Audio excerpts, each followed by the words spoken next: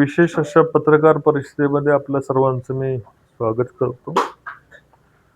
फलटणमध्ये आज ही पत्रकार परिषद घेण्याची एक दोन कारण होती. त्यातला सर्वात म्हणजे काल मुख्यमंत्री महोदय यांच्या वाढदिवसानिमित्त आपण सातत्याने पाठपुरावा करत असलेलो या कुंभी, कासारी, कोयना, कृष्णा या नद्यांचं पावसाळ्यामध्ये वाहून जाणारं पाणी हे दुष्काळी भागाला वळवायचं, त्याला फ्लड डायव्हर्शन योजना असे नाव दिले होते.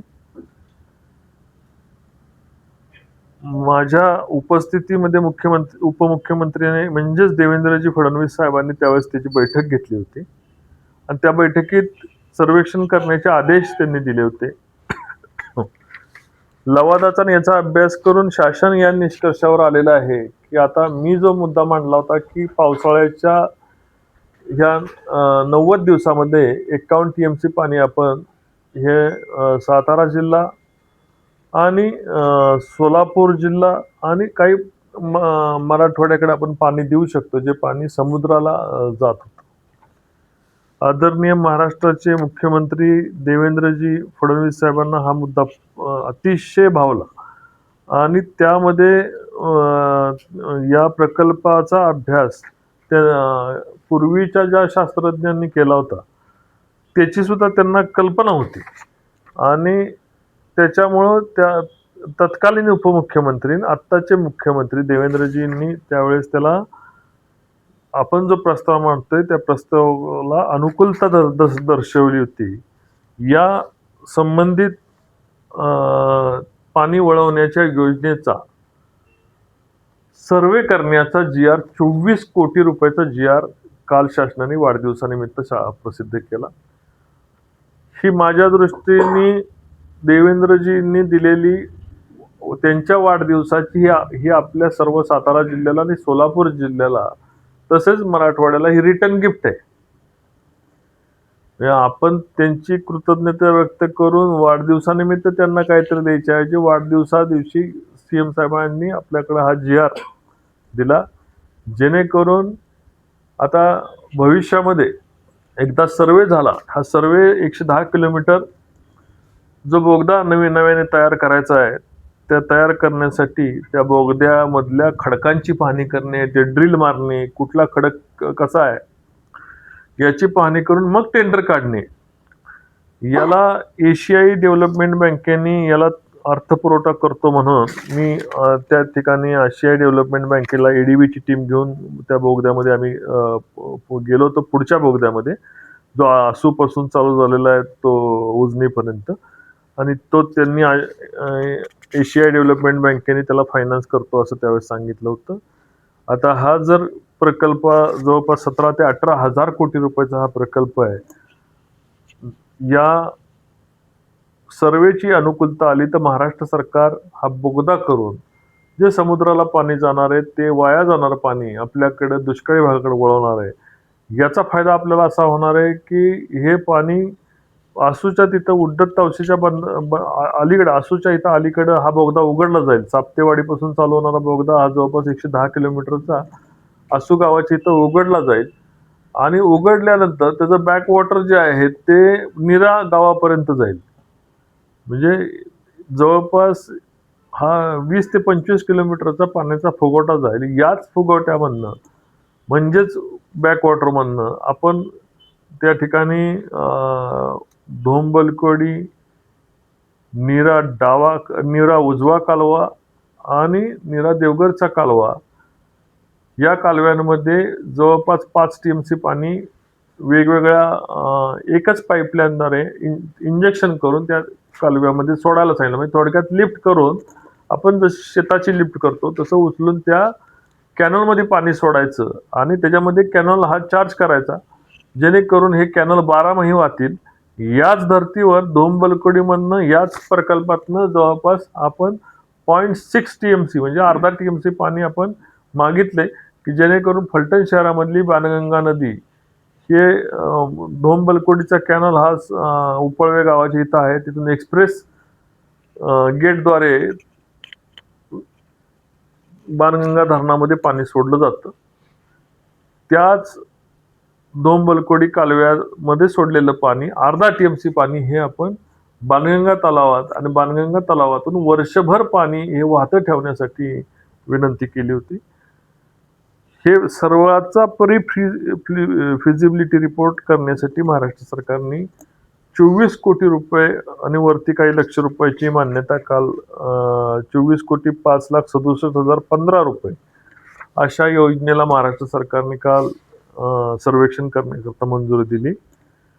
मी परमेश्वर चरणी आणि देवेंद्रजींना आणि महाराष्ट्र सरकारला मी प्रार्थना करतोय, लवकरात लवकर हा सर्वे झाला तर आमच्या दुष्काळी भागातलं, मला सातारा जिल्ह्यातला दुष्काळी भाग असो, सोलापूर जिल्ह्याचा दुष्काळी भाग असो आणि मराठवाड्याचा दुष्काळी भाग असो, हे उजनीत सोडल्यानंतर उजनीमधून अतिरिक्त 12-13 TMC उजनीला पाणी मिळणार आहे. या पाण्यामुळं सोलापूर जिल्ह्यातला सुद्धा दुष्काळी तालुके यांचं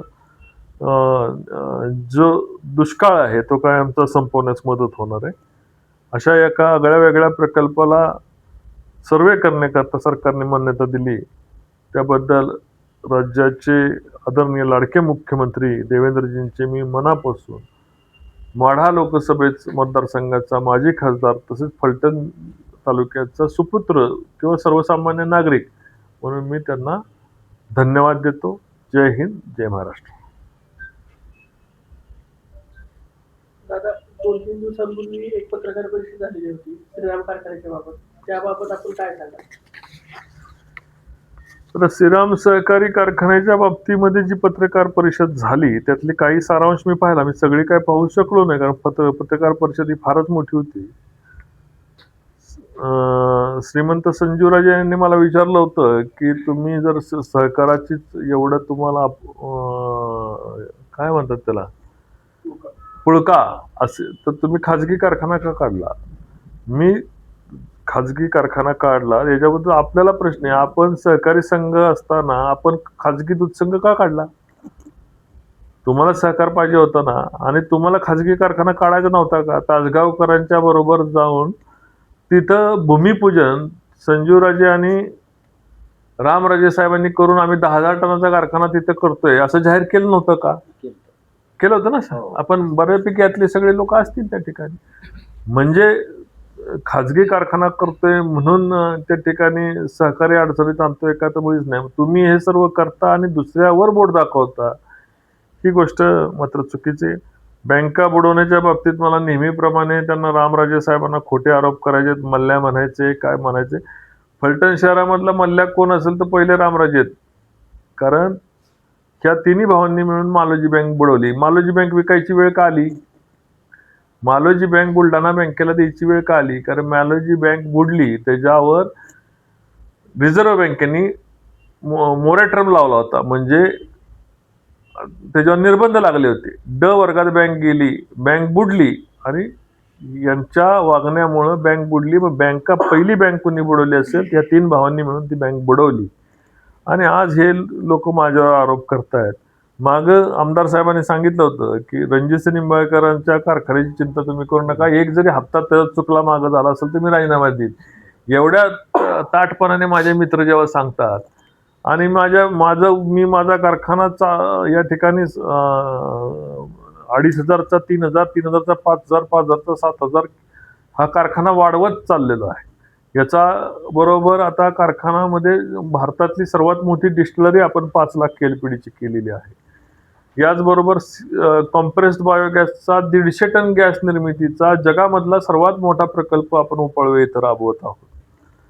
असे धाडसी प्रकल्प राबवत असल्यामुळं रामराजे यांच्या सगळ्या चेहऱ्यावर एकदम असा जे काय शिनवटा जाणवतोय, आपण दुःख जाणवतोय, ते रामराजेंच्या चेहऱ्यावरनं दिसून येतोय.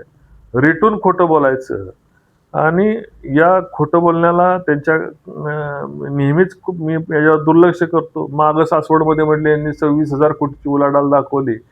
ज्या कंपनीचे माझं बँकेत पण खातं उघडलं नव्हतं त्याची 26,000 कोटीची उलाढाल दाखवली म्हटले. अशा खोटारड्या रामराजेंच्या प्रश्नावर ह्याच्यापेक्षा जास्त काय बोलणार? स्वराज कारखाना हा येणाऱ्या काळामध्ये महाराष्ट्रातला आधुनिकरणामध्ये आणि सर्वात चांगला दर देणारा कारखाना महाराष्ट्रामध्ये तुम्हाला महाराष्ट्राच्या पटलावर आलेला दिसेल. निश्चितपणे सर्व आधुनिक प्रकल्प आम्ही त्या ठिकाणी राबवतोय आणि कोणाला किती जळायचं असेल तर त्याच्याने तिथे काय फरक पडणार नाही, मी या ठिकाणी खात्रीशीर सांगतो. या ठिकाणी शिवरूपराजेंवर त्यांनी आरोप केला होता की हे माळेगाव कारखान्याला ऊस घाला म्हणून सांगतात पूर्व भागात, ते माळेगावचे एजंट आहेत, जहरी साप आहेत. आता सहकारी सोडून गेलेला साप, कुत्रा पिसाळलेला यांना, कुणाला पिसाळलेला कुत्रा यांना जहरी साप म्हणायचं. बरोबर असताना ते देव आहेत आणि बरं सोडून गेल्यानंतर त्यांना नावं ठेवायची. हे कुठंतरी बंद झालं पाहिजे. त्यांनी माळेगावला ऊस घालण्यासाठी एजंट म्हणतात, मग एजंट खरे तर तुम्ही 3 भाऊ आहेत. श्रीराम सहकारी कारखाना बंद पाडण्यासाठी राम मंदिरामध्ये तुम्ही बैठक घेऊन जाहीर मागणी केली होती की श्रीराम बंद पाडायचा, श्रीराम कारखाना बंद पाडायचा आणि मग ताब्यात घ्यायचा. जे तुम्ही कृती केली त्याचे आरोप आमच्यावर करू नका. तुम्ही श्रीराम बंद पाडला, ऊस बाहेर घालायला लावला आणि मग श्रीराम ताब्यात घेतला. या ठिकाणी सहकारवर तर तुम्हाला तिघाही भावांना बोलायचा अधिकार नाही. सहकाराच्या बाबतीत मालोजी बँकेचं काय झालं, फलटण दूध संघाचं काय झालं, खरेदी विक्री संघाचं काय झालं, मुद्रांक प्रेसचं काय झालं, श्रीराम सोसायटीचं काय झालं, आणि त्या ठिकाणी श्रीराम कारखान्याची 45 एकर जमीन विकून तुम्ही त्या ठिकाणी बोट पुसलेली आहेत. त्या सगळ्या संस्था ज्या मालोजीराजांचं नाव घेऊन यांनी काढल्या, त्यांनी काढल्या, त्या तुम्ही ज्यांनी त्या काढल्या त्यांच्या आज ते स्वर्गामध्ये तुमच्या नावाने हळहळ करत असतील की अशी करंटी कार्टी आपल्या घरामध्ये जन्माला आली की ज्यांनी ह्या संस्था मोडीत काढल्या आणि तुम्ही सहकारावर बोलण्याचा तुम्हाला काय अधिकार आहे? ते म्हणतात की शेअर्स होल्डरचं नुकसान होतं. आता आम्ही तर आमच्याच कुटुंबातले आम्ही दोघं नवरा बायको शेअर होल्डर आहे, खरं आहे. त्यामुळे स्वराज कारखान्याची चिंता करू नये. चांगला चालला तरी आमचा फायदा आहे, बंद पडला तरी आमच्या कुटुंबाचं नुकसान आहे. तुम्हाला त्याच्याशी काय घेणं देणं असण्याचं कारण नाही. पण 15 वर्ष बंद पडलेला 15 वर्ष प्रल्हाद त्यांनी साखरवाडी कारखाना चालवला. ते तर जागीरदार श्रीमंत काहीच नव्हते, तरी पण साखरवाडीत कामगारांना हाताशी घेऊन त्यांनी 15 वर्ष कारखाना चालवून दाखवला, एक्सपान्शन केलं. पण तुम्ही 1 वर्ष चालवा ना कारखाना. तुमच्यामध्ये काय न्यूनगंड काय आहे, कुठली तुमची अडचण आहे, काय सगळंच चालवायला देण्यामध्ये जी तुमची जी परंपरा आहे दाखवा ना चालवून. 1 वर्ष हिमतीवर कारखाना चालवा. आम्ही तुम्हाला तर मी पॉझिटिव्ह या ठिकाणी लोकांना सांगितलं होतं की तुम्ही शेअर्स भरा, आपला कारखाना चालला पाहिजे. त्याच्यावर अशा पद्धतीची घाणेरडा टीका तुम्ही केली. माझ्याकडून जर तुम्ही अपेक्षा करत असाल मी सहकार्य करायचं, तर तुम्ही अशा प्रकारच्या तुमच्या वाचाळ वृत्तीला तुम्हाला आवर घालावं लागेल. सहकार्याची व्याख्या तुम्ही मला सांगायची गरज नाही. व्यापारी शिक्षकांकडनं तुम्ही जे काय 7-8 कोटी रुपये ठेवी गोळा केल्या त्या दिल्या का? संजीवबाबांनी ठेवी गोळा केल्या, दिल्या का त्या?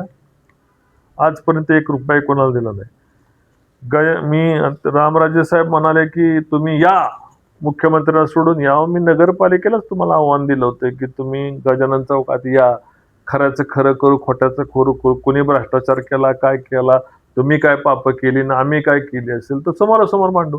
मुदत देऊन तुम्ही आला नाही. त्यावेळेस आपण का घाबरला? काय आपली पापं ही मांडण्यासाठी आणि दाखवण्यासाठी आम्ही या ठिकाणी कधीही गजानन चौकामध्ये यायला तयार आहे. तुम्ही मुख्यमंत्र्यांना का आणता? आता मुख्यमंत्री साहेबांचे माझे ऋणानुबंध वेगळेत. आता नगरपालिकेच्या निवडणुकीला उपमुख्यमंत्र्यांना कुणी आणलं, पालकमंत्र्यांना कुणी आणलं, उद्योग मंत्र्यांना कुणी आणलं? हे मी तर नाही आणलं ना, तुम्ही वेगवेगळ्या कारणासाठी. आता या ठिकाणी परिवहन मंत्र्यांना कुणी आणलं, आधी शरद पवार साहेबांना कुणी आणलं? वेगवेगळ्या कार्यक्रमात तुम्ही आणत होता ना. आता मुख्यमंत्री येत आहेत, त्यामुळे ह्यांच्या पोटामध्ये का दुखतंय, का ह्यांना देते? मुख्यमंत्री येत आहेत हे मोकळ्या हाताने कधी येत नाहीत. मुख्यमंत्र्यांनी फलटणला दत्तक घेतल्यासारखं फलटण तालुक्याला मदत केलेली आहे. तुम्ही घाण ठेवलेली नीरा देवघरची योजना मुख्यमंत्र्यांनी उघडून आज फलटण तालुक्याच्या प्रत्येक गावामध्ये नीरा देवघरचं काम चालू आहे. मुख्यमंत्र्यांनी आज धोंबलकडी 12 करून दिले, रस्ते दिले, प्रशासकीय कार्यालय मंजूर केली, पोलीस स्टेशन बांधून दिले, तहसीलदार ऑफिस साखरवाडी सारख्या ठिकाणी तहसीलदार ऑफिस दिलंय. फलटणला अप्पर जिल्हाधिकारी कार्यालय दिले, RTO ऑफिस दिलं, मुख्यमंत्र्यांनी आपल्याला भरभरून दिलं आणि ते येण्याने लक्ष्मी येण्याने कधी कधी खरं तर पोटात दुखू नये, पण माणसं घाणेरड्या वृत्तीचे असतील ना तर त्यांना मुख्यमंत्री येण्याचं दुःख होतं. मुख्यमंत्री येतात, मुख्यमंत्री देऊन जातात. काल सुद्धा त्यांनी विमानतळाच्या संदर्भात आढावा बैठक घेतली होती आणि लवकर विमानतळ होईल का नाही ही पुढची गोष्ट आहे. कदाचित विमानतळ होणार नाही, पण होण्याच्या दृष्टीने आम्ही सकारात्मक असतो. हे पाणी आणण्याच्या दृष्टीने मगाशी मी सांगितलं, हे 5 TMC पाणी आपल्याला फलटणला मिळेल ह्याच्यासाठी आम्ही सकारात्मक असतो. आम्ही कुणाचं काय जिरवायचं, कुणाला कसं अडवायचं आणि कुणाला सोडणार नाही अशी भाषा तर कधी करत नाही. ह्याला सोडणार नाही ह्याचं वाटो. आणि मला एवढं सांगतो, ज्या गावच्या बोळी त्याच गावच्या, आज जाहीर सांगतो, त्याच गावच्या बाबळीत व्यक्तिगतरित्या माझ्या नादाला लागाल तर तुम्हाला पडता भुई थोडी केल्याशिवाय ठेवणार नाही.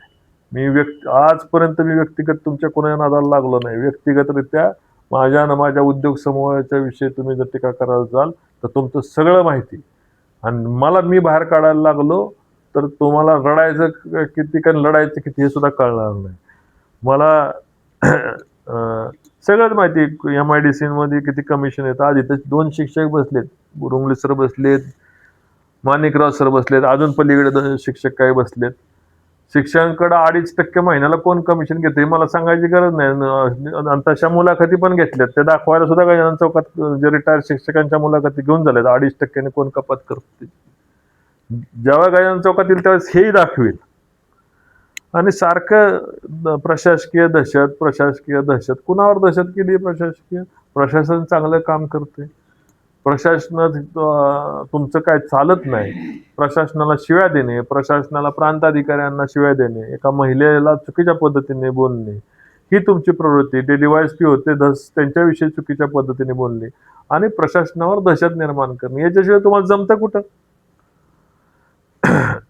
मी सांगतो की त्या फलटण ट्रेडरचा विषय काढला तर फलटण ट्रेडर त्या DD रणवरेंच्या मुलगा वरती यायला लागला, हुडकायला लोकांना जबरदस्ती यांनी कर्ज द्यायला लावले, फलटण ट्रेडर बंद पडली. तीच मालोजी बँकेची अवस्था. आणि काय तुम्ही सहकाराचा उद्धार सांगताय? किती तुमचे दिवे लावले आम्हाला दिसते ना. आम्ही गाळा घेतला तर गाळ्याचं भाडं वाढत जातं. घर भाड्याने दिलं तर दरवर्षी भाडं, श्रीराम कारखान्याचं भाडं कमी कमी कमी होत गेलं. मला आपल्याला या ठिकाणी सांगायचंय की तुम्ही जे म्हणताय ना की लोक परत फिरलीत, परत तुमच्यापासून फिरली. 50,000 लोक परत फिरली. 1,20,000 मतं आम्हाला मिळाली. 50,000 लोक तुमच्यापासून परत फिरली. तुमच्या कर्तृत्वामुळेच फिरली ना. मला सांगा, तुम्ही जेवढं चांगलं काम करत असतं तर विधानसभा, नगरपालिका वर्ग पडलाच नसता तुमचा. किती कांड करता त्या कुळकीतल्या गायकवाडामार्फत मध्ये त्या माझी बदनामी करता पैसे दिले आम्हाला माहित नाही का? तर बघा, मला एक सांगायचं, आम्ही उद्दिष्ट मोठी ठेवून चाललोय. मी काय माझ्यासाठी मी तेवढा काय जगणार नाहीये की पुढचे 100 वर्ष 50 वर्ष. पण फलटण तालुक्याच्या मुलांना MIDC झाली पाहिजे, विमानतळ झालं पाहिजे, रेल्वे झाली पाहिजे, तर शहरातल्या लोकांना रस्ते चांगले झाले पाहिजेत.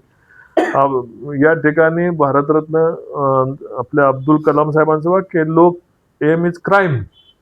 मोठी स्वप्न ठेवा. मला माहिती नाही विमानतळ होईल का नाही, पण विमानतळाला तांत्रिकदृष्ट्या सहमती दाखवली करण्याचं प्रयत्न तर करतोय ना मी. तुम्ही काय प्रयत्न करताय? रणजित निंबाळकरला अडचणीत कसं आणायचं, त्याला शिव्या कशा घालायच्या, त्याच्या कारखान्याची बदनामी कशी करायची, रणजित निंबाळकरच्या कारखान्याला ऊसाची यंत्रणाच नाही आली पाहिजे, त्याची भीती टाकायचो. कसं लहान मुलांना कसं असतं, बावा येईल बरं का बावा. पण आता तुमच्या या बावा येईल याला भीती कोण घालत नाही, भीक कोण घालत नाही.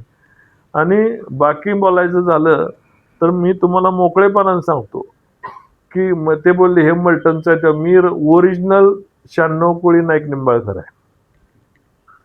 तुमचा DNA काय आहे हे सांगायचं मला लावू नका. तुम्ही कशात बसता, कुणात बसता. रणजित निंबाळकर काय आहे हे वंशावळीत सिद्ध केलेलं आहे. आणि तुम्हाला कधी यायचं ते गजानन चौकात ती वंशावळ बी दाखवतो. तुम्ही काय ते तुम्ही सिद्ध करा. मी ओरिजिनल आहे, आज सुद्धा सांगतो ओरिजिनल नाईक निंबाळकर आहे. किती त्या अकॅडमी काय काढल्यात, त्या अकॅडमीच्या नावात पोरांकडनं पैसे खात्यात. काय मधुच्या स्कूलला गाळे बांधले, ती सरकारी जागा आहे. नगरपालिकेच्या शाळा बंद पाडल्या ना शाळा बंद, खाजगी शाळा चालू केल्या. नगरपालिकेमध्ये 17-18 शाळा होत्या, त्या बंद पाडल्या आणि खाजगी शाळा चालू केल्या.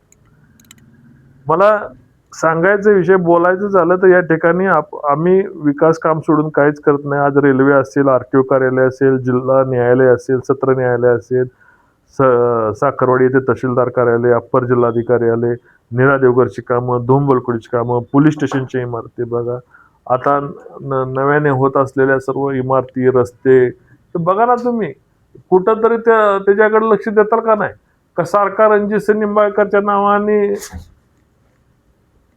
नवीन धंदा चालू केला? यातनं माझं नुकसान नाही आहे. माझं नाव तुम्ही घेण्यापेक्षा देवाचं नाव घ्यायचं वेळ आलेली, तुम्ही ते प्रसन्न होईल. शहरातल्या मोकळ्या जागा ठेवल्या नाहीत.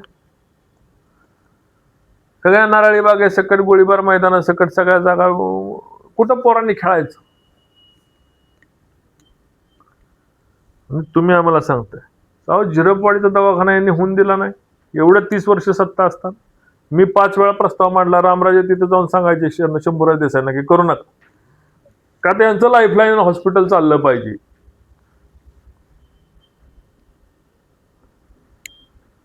आज किती कुणाच्या पोटात दुखते हे फलटण शहरातल्या लोकांना चांगलं कळले. फलटण तालुक्याचा विकास कोण करते ते चांगलं कळले. आणि ज्याला जशी स्पर्धा करायची, ज्याला ज्या ताकदीने व्यक्तिगत स्पर्धा करायची, ज्याला व्यवसायात माझी बदनामी करायची, जोपर्यंत मी शांत आहे तोपर्यंत ठीक आहे. पण श्रीराम सहकारीबाबत काल मुख्यमंत्र्यांशी काही चर्चा झाली का? नाही, श्रीराम सहकारी कारखान्याच्या बाबतीत मुख्यमंत्री महोदयांशी काही चर्चा झालेली नाही. श्रीराम सहकारी कारखान्याच्या बाबतीत यांनी कोर्टाला फसवलंय. हायकोर्टाची त्यांनी फसवणूक केलेली आहे. कारखाना त्यांनी लीजनी द्यायचा जो नियम आहे तो दाखवून भागीदारी तत्वावर दिला, आणि आत्ता भागीदारी तत्वावर द्यायचा सोडून सहयोगी तत्वावर दिला. सहकारी कारखान्यासाठी ज्या उपाययोजना चालू आहेत ह्यांना फसवायचंच होतं, तर मग आधी त्यांनी ज्यावेळेस सभासदांची मान्यता घ्यायची त्यावेळेस नोटीस नंतर काढतात ना, नोटीस पेपरला. नोटीस आधी पेपरला काढली, कुठल्या द हिंदून कुठल्या पेपरला दिली तर पेपर लोकमत आणि तिथं आपल्याकडं आलं का ते? पण अशा गोपनीय जाहिरात दिल्या. खाजगी 2च कारखाने का आले? सगळ्या तालुक्याला माहिती होतं दत्त इंडियाला कारखाना. रामराजे म्हणतात सुद्धा ना की ते परवा म्हणाले ते की मी म्हटलंच नाही म्हणतात. तुम्ही म्हणाला व्हिडिओ मी काय स्वतःच्या पदरचं बोलतो थोडीच आहे. तुम्ही सांगितल्याशिवाय मी बोललेलो नाही. तुम्ही त्या दिवशी म्हणाला होता की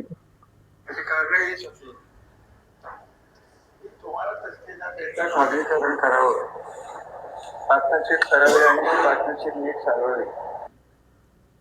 ह्याच्यामध्ये परत एकदा लावतो मी. कारण हेच होते की तुम्हाला तसदी न देता खाजगीकरण करावं, पार्टनरशिप करावी आणि पार्टनरशिप नीट चालवावी. म्हणजे सभासदांना सांगतात की तुम्हाला तसदी न देता खाजगीकरण करायचं, हे डोक्यात होतं. पार्टनरशिप करावी. पार्टनरशिप कोणाबरोबर? दारू बरोबर. हेच तर मी सांगत होतो ना की तुम्ही हे नाही केलं म्हणून, तुम्ही चालवायचा निर्णय केल्यामुळे मी मोकळ्या मनाने अभिनंदन केलं. तेच चुकलं आमचं. आम्ही मोकळ्या मनाने तुमचं अभिनंदन केलं, ते चुकलं. तुम्हाला ती भाषा समजत नाही. तुम्हाला तुमची भाषा कुठली आहे त्या भाषेतच तुमच्याशी बोलावं लागेल. वयाची मर्यादा ठेवतो ते आमचं चुकतं. तुम्हाला ज्या भाषेत समजतं त्या भाषेतच उत्तर द्यावं लागतं. आणि परवा दिवशी म्हटलेत ना की या मुख्यमंत्र्यांना कधी यायचं ते पण आम्ही यायला तयार आहे. आपल्यावर असे आरोप केला की कारखान्याला चालवायला त्यासाठी श्रीराम बंद पाडणार. अरे ते फोन दे रे माझा. किशनला बोला. नाही आता श्रीराम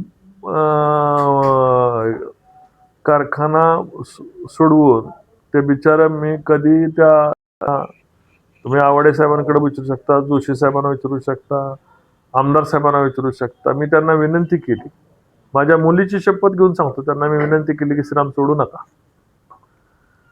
माझा कारखाना आमचा चालवायची काही गरज नाही. आम्ही आमचं समर्थ आहे. स्वतःचं शेअर भांडवल आहे. आम्ही कोणाकडनं रुपया घेतलेला नाही. आम्ही चालवू, आम्ही मोडू, आम्ही विकू. उद्या त्याचं कोळसा करून आम्ही खाऊ. कुणाला चालवायला द्यायची गरज नाही आम्हाला.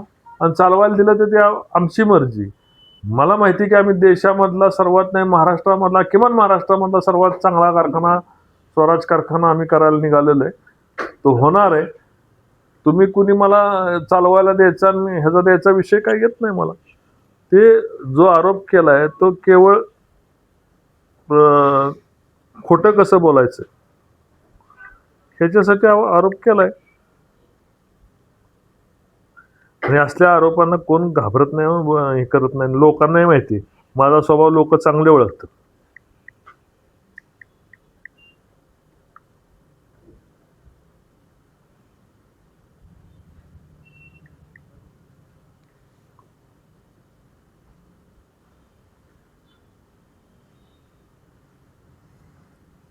आणि कालचा जर प्रेस कालची जर प्रेस तुम्ही बघितली त्यांची, बोला बोला.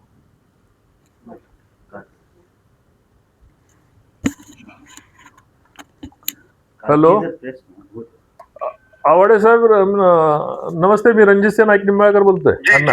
अण्णा नमस्ते. ते परवा एक आमच्यावर आरोप झाला होता की मी श्रीराम कारखाना सोडा म्हणून तुमच्यावर दबाव आणला. मी म्हटलं साहेब कधीही नाही. आपण कारखान्याच्या संबंधी कधीच तुम्ही मला काय दबावाचा विषय नाही.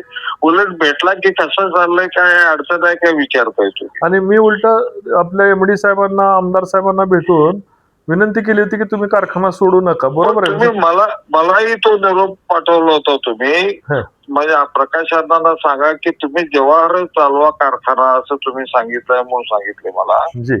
पण आम्ही इथलं त्या आर्थिक अडचणी, तिथली नुकसान, तिथली नुकसान, ते फारच त्रास व्हायला लागला म्हणून आम्ही तो निर्णय घेतला. बरोबर. आम्ही तो अगदी म्हणजे फार विचार करून नाईलाज म्हणून निर्णय घ्यायला लागला आम्हाला. तुम्ही मला म्हटला होता सुद्धा, निरोपी मिळाला होता, काय अडचण असेल तर सांगा. काय अडचण, आर्थिक अडचण कशी सांगायची कुणाला, म्हणून आम्ही गप्प बाजूला होऊया म्हणून आम्ही सोडायचा निर्णय घेतला. का नाही कल्पना आहे. काय झालंय, आमचे विरोधक इथं लोकांना खोटं सांगतायत की त्या ठिकाणी आम्ही अण्णांवर दबाव आणला आणि नाही. कधीही आपण मी कोण सांगत असेल तर ते चुकीचं आहे. कोणीही कुठेही कसाही चुकीचा आरोप केला तर सत्य हे आहे की कधीही तुम्ही तो कारखाना तुम्ही का चालवता म्हणून आम्हाला विचारलं नाही किंवा सोडायसाठी दबाव आणलेला नाही. उलट काय अडचण आहे, काय तुम्ही नेहमी कसं चाललंय, काय चाललंय आपण तिथे विचारपूस करत होता. तुमचं राजकारण तिथलं बाजूला ठेवून तुम्ही कारखान्याच्या चांगल्या हेतून विचारलंय. हे सत्य आहे, ते सत्य आहे. जी अण्णा, जी. खूप खूप खूप खूप धन्यवाद अण्णा. मला आमचे कार्यकर्ते असलं तरी तुम्ही मला सांगा, विचारा मला, काय आहे ते सत्य आहे. ते पत्रकार माझ्याकडे आलते, कार्यकर्ते आलते म्हणून आपला फोन स्पीकरवर टाकला आणि त्यांना विचारलं. नाही जरूर ते ऐकवा. त्यांना माझं मत काही अडचण नाही साहेब. सत्य आहे ते सत्य आहे. जी जी. खूप खूप धन्यवाद अण्णा. खूप खूप धन्यवाद. थँक्यू. त्याला म्हणतात दूध का दूध पाणी का पाणी. जागेवर प्रकाश अण्णांना फोन लावला होता. प्रकाश अण्णांनी उत्तर दिलं की कधीही नाही, उलट कारखाना चालवा म्हणून मी विनंती. मी मुलीची शपथ घेऊन सांगितले की कारखाना चालवा म्हणून विनंती केली. दारूला विरोध केला. दारूच्या मार्फत खाजगीकरण पार्टनरशिप कोणाला करायची हे सगळ्या तालुक्याला माहिती. राजा आपल्यावर असा आरोप केला की 60 वर्ष पोचलेल्या विषारी नाग आता हे गेलं. त्याबद्दल खरं म्हणजे परवाची प्रेस बघितल्यानंतर ना, एवढ्या सिनियर माणसानं आमच्या निंबाळकरातल्या सगळ्याच माणसांनी बालिशपणाचा कॉन्फरन्स घेणं म्हणजे याचं दुःख वाटलं. दुसरं गोष्ट, माझं वय अजून 60 नाही आहे. म्हणजे मला माझ्या आईच्या पोटात असतापासूनच त्यांनी काय मला सहकार्य करत होते का. आणि तिसरं की 35 मी त्यांच्याबरोबर होतो. 92 साली त्यांना सभापती करायचं आमचा सिंहाचा वाटा होता. तेव्हा मग मी काय होतो, कुठला प्राणी होतो, मी काय राजहंस होतो का तेव्हा. आणि 35 वर्षानंतर ज्या दिवशी अजितदादांनी आम्हाला एकत्र बसवलं होतं, दादा पण तिथं होते खासदारकीच्या इलेक्शनला. दादा 2 वाजता आम्हाला मीटिंग घेऊन सांगितलं होतं की तुम्ही दादांचं काम करा. आणि आम्ही आमच्या नेत्यांचं शब्द ऐकून दादांचं काम केलं. भलं खासदारकीला यश मिळालं नाही, पण आमदारकीला आम्ही राष्ट्रवादी म्हणून सचिन पाटील साहेबांना उभा करून आम्ही यश मिळालं म्हणून आपण साफ झालो का. नगरपालिकेच्या इलेक्शनमध्ये ते नेहमी म्हणतात की आम्ही मुख्यमंत्रीशिवाय इलेक्शन करत नाही. पण आज अभिमानानं सांगायला पाहिजे की नगरपालिकेच्या इलेक्शनला आम्ही एकही नेता न आणता आम्ही नगराध्यक्ष आणि 18 नगरसेवक निवडून आणलो. त्यांनी उपमुख्यमंत्री, उद्योगमंत्री आणि 2-3 मंत्री, पालकमंत्रीचे 2 सभा घेतले, पण आम्ही एकही माणूस न आणता. म्हणून हे सगळे आरोप बालिश आहेत. आणि श्रीराम साखर कारखान्याच्या पहिल्या दिवसापासून खासदारांचं श्रीराम कारखाना वाचला पाहिजे, श्रीराम कारखाना चालला पाहिजे, हीच भूमिका होती. मागच्या प्रेसमध्ये आम्ही त्यांना आवाहन केलं की आम्ही तुमच्याबरोबर श्रीराम कारखान्याच्या संदर्भात कुठेही यायला तयार आहे. परवा खासदारांनी प्रेसमध्ये बाईट दिली आणि म्हटले की सर्वांनी शेअर्स कंप्लीट करावं. जर ह्यांच्या मनात काय तर पाप असतं त्यांनी सांगितलं असतं, त्यांच्या पद्धतीने शेअर्स गोळा करावं. आज श्रीराम कारखान्याला जवळजवळ 60 लाखाचे शेअर्स गोळा झाले आहेत. त्यापैकी माझा अंदाज आहे की 30 लाख जे डिपॉझिट होते ते शेअर्समध्ये कन्वर्ट केले आहेत. म्हणजे ॲक्च्युली 30 लाखच झाले आहेत गोळा, 30-40 लाख. त्यातनं आम्ही पण आहे, आम्ही स्वतः शेअर्स भरणार. उद्या आम्ही परत कारखान्यात जाऊन आमचे शेअर्स भरणार आहेत. हे आमचा उद्देश आहे की शेअर्स भरणं म्हणजे श्रीराम कारखाना चालू राहणं. परंतु त्यांना नुसता आरोप करणं, हा आरोप करून जर त्यांना ह्यांच्या मिशावर बोलणं, मला साप म्हणणं, तात्यांच्या जॅकेटवर बोलणं, भोसले साहेबांचं भोसले साहेब आय एस ऑफिसर होते तेव्हा तुम्ही काय ॲक्शन घेतली नाही. जर भोसले साहेब आय एस ऑफिसर असताना काय तर चूक केली असते तेव्हा तुम्ही मंत्री होता, पालकमंत्री होता, तेव्हा तुम्ही काय ॲक्शन घेतली नाही.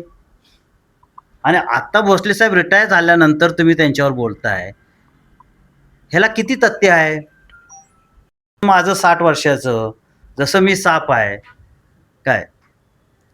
तर ह्या व्यक्तीला श्रीराम कारखाना दादा चालवायचाच नाही आहे, श्रीराम कारखाना बंद पडायचा आहे. परंतु बंदूक दुसऱ्याच्या खांद्यावर ठेवून की मी नाही बंद पडला, श्रीराम कारखाना तिसऱ्याने बंद पाडला. आज तुम्ही आता ऐकलं, दादाने अण्णांना फोन लावला, फोन लावल्यावर सगळं झाल्यानंतर, कॉन्व्हर्सेशन झाल्यानंतर त्याने अण्णाला सांगितलं की मी स्पीकरवर, पहिलं सांगितलं नाही. आणि तुम्ही ऐकले. मला मी अजून एक विसरला आहे की आम्ही जेव्हा विधान परिषदचं प्रचार करताना तेव्हा सांगलीत भेटले होते, तेव्हा पण दादानी त्यांना रिक्वेस्ट केले. तेव्हा कल्लाप्पा अण्णांनी सांगितलं की मला मुख्यमंत्र्यांनी पण रिक्वेस्ट केले, ह्या सीझन पुरतं तुम्ही चालवा. ते म्हटले की मी चालू शकत नाही, माझ्या अडचणी वेगळ्या आहेत. आर्थिक अडचणी आहेतच, परंतु आर्थिक अडचणी अजून वेगळ्या पद्धतीचे आहेत. ते दादा जाहीरपणानं कधी तर बोलावे लागणार, ते नुसतं लपवून ठेवून चालणार नाहीत. आणि त्याच्यामुळं खरं म्हणजे ते सोडलं. आणि अजून आमची भूमिका आहे की जर जवारनी चालवलं तर द्या मोस्ट वेलकम, स्वतः ह्या बॉडीने चालवलं तरी आम्ही त्यांना खांद्याला खांदा लावून श्रीराम बचाव ह्या भूमिकेतनं आम्ही आहे. श्रीराम झोपवा ही भूमिका आमची नाही. आणि म्हणून आम्ही आमच्या लोकांना सर्वांना विनंती केली की तुम्ही शेअर्स घ्या. शेअर्स झाल्यानंतर तुम्ही तिथं किती लोक खासदार गटाने शेअर्स घेतल्यात आणि किती लोकांनी त्यांचे घेतल्यात ह्याची पण कधी तुम्ही हे झाल्यानंतर तुम्ही तुलना करा. एक प्रश्न आहे साहेब, दादांचाही पॉलिटिकल इंटरेस्ट नाहीत म्हणतायत आणि नक्त मूल्य जे कमी आहे 16,45,00,000 हे आहे, त्याच्यामध्ये सुद्धा आता शेअर्स गोळा करणं चालू आहे, बरोबर आहे. 16,000 जे शेअर होल्डर्स आहेत त्याच्यापैकी काही ठराविक लोकांनी, आता 15,000चा एक शेअर आहे, परंतु जर एका व्यक्तीने 5-5 शेअर खरेदी करायचं ठरलं तर त्याच्यामध्ये तुम्ही स्वतः ॲग्रेसिव्ह असाल का? मी सांगतो, आता माझं उदाहरण ते सांगतात की माझी 13,000 बाकी आहे, 2,000 माझे दादा 3 शेअर्स आहेत. माझे 32,000 शेअरमध्ये श्रीराम कारखान्यात आहेत. किती? 32,000 रुपये शेअरमध्ये आहेत. 13,000 कमी आहे तिसरं शेअर पूर्ण करण्यासाठी. ओके, 2 शेअर्स 15,000चे माझे पूर्ण आहेत आणि तिसरं शेअर करण्यासाठी 13,000 कमी आहेत. ते 13,000 आज उद्या मी भरणार आहे आणि माझे 3 शेअर्स कंप्लीट करणार आहेत. आता प्राथमिकनं तुम्ही म्हणताय की 5 शेअर करणं, प्राथमिक सगळ्या सभासदांनी पहिलं त्यांचं शेअर्स कंप्लीट करावं. काय लोकांचे 2 आहेत, काय लोकांचे 5 आहेत, जे शेअर्स आहेत त्यांनी ते पूर्ण करावं आणि मग पुढं ह्याचा आम्हाला, मी शेअर्स पूर्ण करतोय पण हे पूर्ण करताना कुठल्या तर दरू किंवा कुणाच्या हातात देण्यासाठी आम्ही पूर्ण करत नाही. हे शेअर्स आम्ही पूर्ण करायला लागलोय, हे पैसे आम्ही घालायला लागलोय. आमचे काय असेल ते की ते तुम्ही चालवावं आणि सहकार ठेवावं श्रीराम कारखाना म्हणून. आता तुमचा जो प्रश्न आहे शेअर्सचा आणि हे वकील साहेब तुम्हाला विस्तारित सांगतील.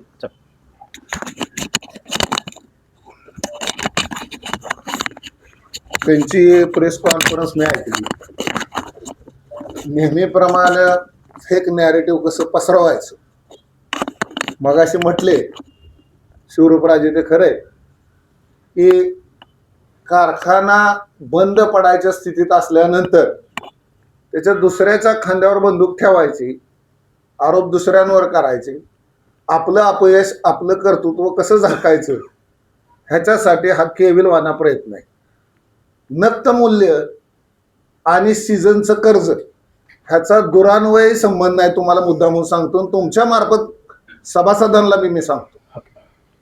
त्याचं कारण असं आहे की दरवर्षी महाराष्ट्रातले कुठलाही सहकारी साखर कारखाना काढा, लांब नका जाऊ, आपण लांब जायचीच गरज नाही, आपल्याच जिल्ह्यातलं उदाहरण देतो. 650 कोटी रुपयाचं कर्ज किसनवीर सहकारी साखर कारखान्याला आहे. असं असताना किसनवीर सहकारी साखर कारखाना दरवर्षी सीझनला कसा कर्ज मिळतो, कशा बँका कर्ज देतात त्यांना? मग दिलंच नाही पाहिजे ना 750 कोटी असल्यानंतर. त्याचं कारण असं आहे की बँका सीझनला कर्ज देताना काय बघतात की त्या कारखान्याकडं नोंदी किती ऊस लागणीच्या, त्या नोंदी झाल्यानंतर त्या कारखान्याकडे अंदाजे किती टन क्रशिंग होईल, 5 लाख होईल, 4 लाख होईल, 6 लाख होईल. त्याच्यानंतर ती बँक बघती तो जो आहे 5 लाख टन झालं तर ह्याला किती क्विंटल साखर मिळेल, ती क्विंटल मिळाल्यानंतर ती बाजारात किती किमतीने विकली जाईल हे बघून सीझनचं कर्ज दिलं जातं आणि ती साखर प्लेज केली जाते, तारण ठेवली जाते आणि ते पोत्यावर मग पैसे जशी पोती विकली जातात तशी ते बँका आपलं वसूल करून घेतात. हे केवळ किसनवीरचं नाही, महाराष्ट्रातल्या कुठल्याही सहकारी साखर कारखान्यात जावा तुम्ही हेच असतं. आणि मग ते सीझनल कर्ज म्हणतात त्याला, सीझन पुरतं दिलेलं. आणि ह्यांनी काय उठवलं, नक्त मूल्य, नक्त मूल्य, नक्त मूल्य. काय संबंध आहे नक्त मूल्याचा? म्हणजे आता त्यात नको पडायला, पण मुद्दा म्हणून मी सभासदांचा गैरसमज ह्यांनी जो उठवलेला आहे तो दूर करतोय. तरी सुद्धा आम्ही शेअर पूर्ण करतोय यासाठी की आम्ही शेअर भरतोय, आम्ही तुमच्याकडे पैसे भरतोय, आता तरी चालवा. 24 वर्षात तुमचं धाडस झालं नाही, तुमचं कर्तृत्व दिसलं नाही. तुम्हाला फक्त इंटरेस्ट कशात आहे माहिती आहे का यांना, की जसा साखरवाडीतनं पैसा घरात येतोय तसा हा सुद्धा दारूला दिला तर माझी पार्टनरशिप राहील. दुधातनं पैसे आमच्या घरात येतात, शिक्षणातनं पैसे आमच्या घरात येतात, मेडिकलमधनं मगाशी सांगितलं आमच्या घरात पैसे येतात. मग आता सिरामच कशाला बाजूला ठेवलंय? मग सिरामचं सुद्धा आमच्या खिशातनं, सिराममधनं सुद्धा आमच्या घरात पैसे आले पाहिजे.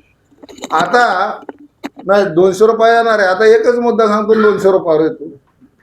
आता त्यांचं कसं झालंय, आता मुद्दाच मिस झाला तुमच्या बाजूला.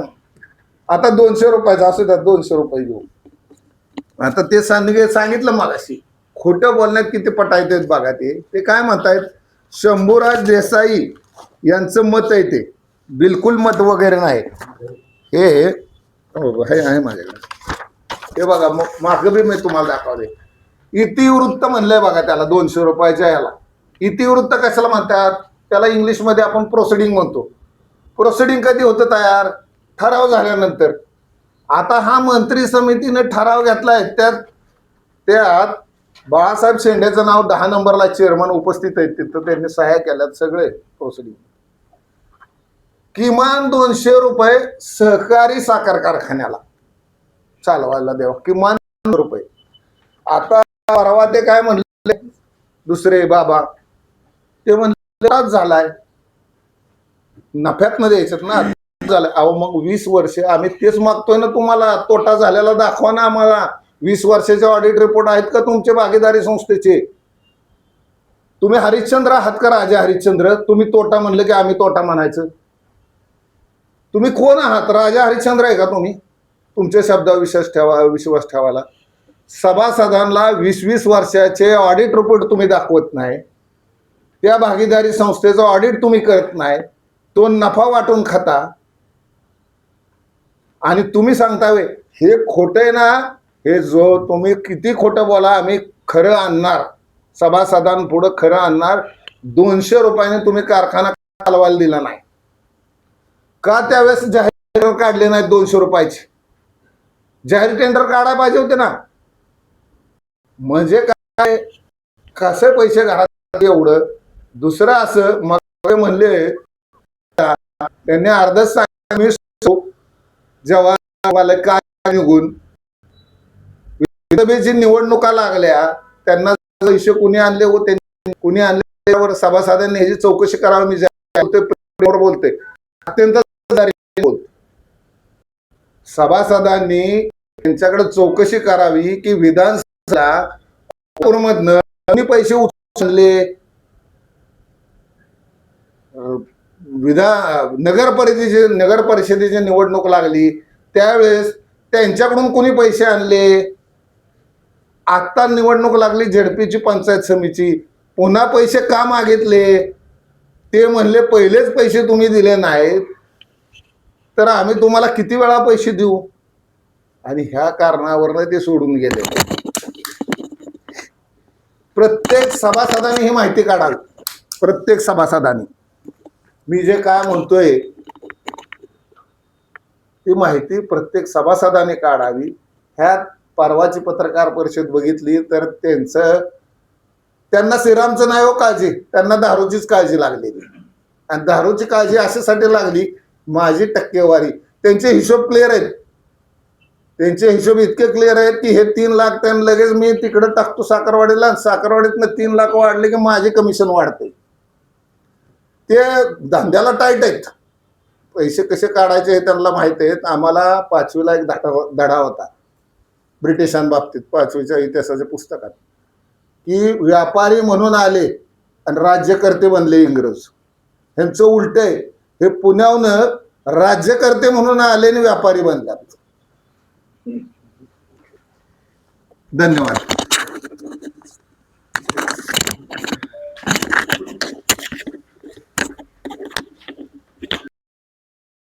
फाईव्ह अंतर्गत रिकव्हरी सूट दाखल करू शकता, फोर्जरी करू शकता सरकार. त्यामुळं असं तुम्ही सर्व भेट देऊन अशा प्रकारे काम ह्या सरकारी संस्थेमध्ये बऱ्याच संस्था मगाशी सांगितलं अशा बऱ्याच राहिल्या नाही शिल्लक. ही शेवटची संस्था आहे जी घरघर चालू आहे. त्यांच्या 20-26 वर्षापासून संस्था आहे. असे तुम्ही त्यांना देणार आहात अपडेट करायला आणि माळेगाव सुविधा चालवण्यासाठी होत. आणखी निष्कर्षाची आवश्यकता नाही आहे.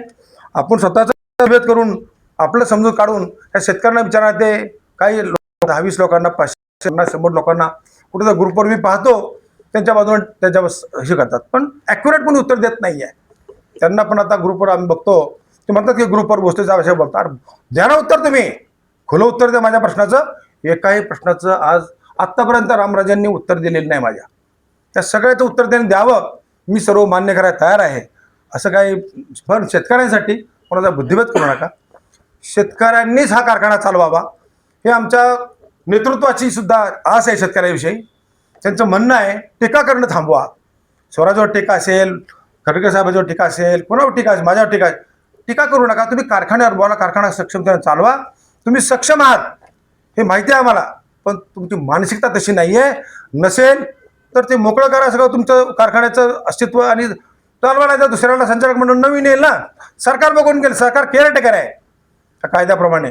त्यामुळे तुम्ही त्या कारखान्याची काळजी करत बसू नका आणि सहकारातून शेतकऱ्यांच्या अस्तित्वासाठी कारखाना चालवा असं आमचं आव्हान आहे. परवा प्रेस कॉन्फरन्स झाली तर त्यांनी कारखान्याची जी निवडणूक आहे त्या निवडणूक प्रक्रियेमध्ये अडथळे आणले गेले. त्याचा मला तुम्हाला कारखाना चालवायचा असेल तर तुम्ही बाजूला व्हा. बाजूला होऊन निवडणुकीला समोर जावा ना. आमची तयारी निवडणुकीला समोर.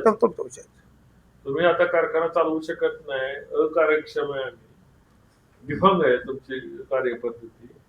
आणि तर तुम्ही मान्य करा की आम्ही अकार्यक्षम आहे, आमची लायकी नाही कारखान्यात बसायची. उद्या राजीनामा द्या, आम्ही परवा इलेक्शनला समोर व्हायला जायला तयार आहे. आता इलेक्शन कुणाला भीती करता? तर इलेक्शनला समोर आम्ही जाणार. तुमच्यात हिंमत नसेल तर राजीनामा द्या, इलेक्शन लावा. इलेक्शनला समोर जायला आम्ही तयार आहोत. ज्या पद्धतीने साखरवाडी कारखान्याच्या 12,000 सभासदांचा 1 रुपया न देता दारूचा कारखाना खिशात घातला, घशात घातला दारू रुपारेल मॅडम असतील त्यांच्या घशात घातला, एक खाजगी कंपनीला विकला, 12,000 सभासदांच्या पैशाचं 1 रुपया पैसा दिला नाही, ऊसाची बिलं दिलेली नाहीत, तोडणी वाहतुकीची बिलं दिलेली नाहीत. तेच तुम्ही श्रीरामला करायला निघाला होता, तिथं आम्ही तुम्हाला चेक दिला. ते तुमचं दुःख आहे. मी आज सुद्धा सांगतो की निवडणुकीला समोर जावा. तुमची मुदत संपलेली आहे आणि मुदत संपल्यानंतर कुठलाही असा लॉंग टर्म खाजगी करार करू नका. तुमच्यात हिंमत नसेल तर तुम्ही निवडणुकीला समोर जाऊन चालवणार असेल तर चालवा. आम्ही निवडणुका लावू नका म्हणतोय, चालवा. आणि जर चालवता येत नसेल तर राजीनामा देऊन मोकळं व्हा. जय हिंद, जय महाराष्ट्र. तुमचा मुद्दा म्हणजे कायदेशीर निवडणूक यादीच त्यांनी चुकीची केली, फॉल्टी केली, त्यात काय कायदेशीर बाजू बोलला का? शेअर 70 लोकांचे शेअर फिक्स ठेवले. सरकारने सांगून देखील त्याची अंमलबजावणी केली नाही. हे दुर्दैव आहे सरकारचं आणि त्या शेतकऱ्यांचं.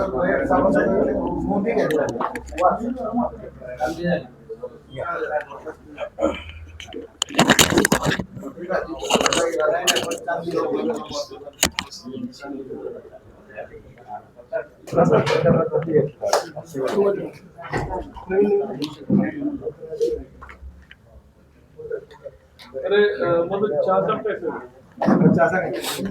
राजाला